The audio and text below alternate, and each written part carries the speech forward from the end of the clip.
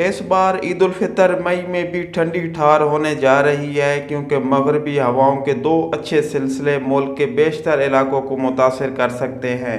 17 मई तक तमाम सूबों में मौसमी सूरत हाल पर बात करने से पहले अगर आपने हमारे यूट्यूब चैनल पुकार तलगंग को सब्सक्राइब नहीं किया तो हमारी गुजारिश है कि हमारे यूट्यूब चैनल पुकार तलगंग को ज़रूर सब्सक्राइब कर लें और बेल आइकन को प्रेस कर दें। मौसम के हवाले से अगर मैं बात करता हूं तो शुमाली और वस्ती पंजाब की अगले 7 दिनों में green valley of Islamabad, Rawalpindi, Jhelum, अटक, चकवाल, तलगंग, लावा, मियांवाली, सियालकोट, जंग, सरगोदा समेत खित्ता पठार के इलाकों में रोजाना की बुनियाद पर कहीं कहीं गरज चमक के साथ बारिश और ज़ालाबारी का इम्कान है। इन इलाकों में रोजाना की बुनियाद पर मौसम में तब्दीली इंतहाई हैरत अंगेज होगी।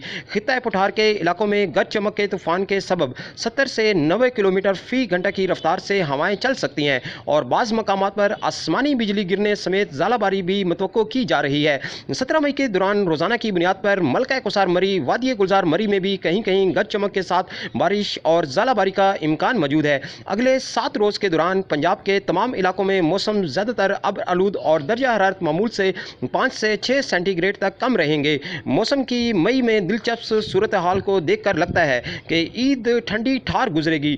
गिलगित बल्तिस्तान में अगले चंद रोज़ में मतला अबर आलूद रहने के साथ साथ वक्फे से हल्की बारिश, जबकि बुलंद पहाड़ी सिलसिलों पर बर्फबारी मुतवक्का है।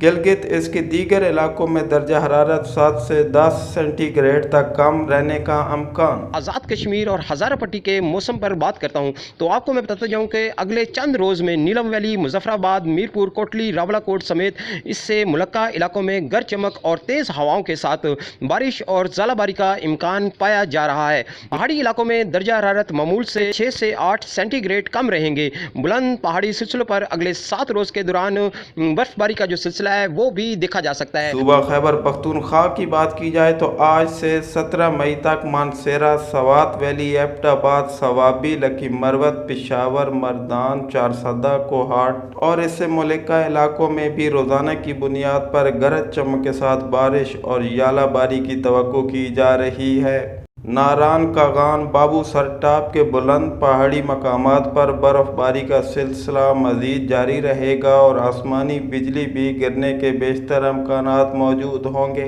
सूबा बलोचिस्तान में ईद उल फितर तक डेरा बुगटी, लोरालाई, ज़ोब, बारखान, ज़ियारत, सिब्बी, क्वेटा, मकरान डिवीज़न कबायली इलाकों में रोज़ाना गरज चमक के साथ बारिश और यालाबारी के इम्कानात रहेंगे।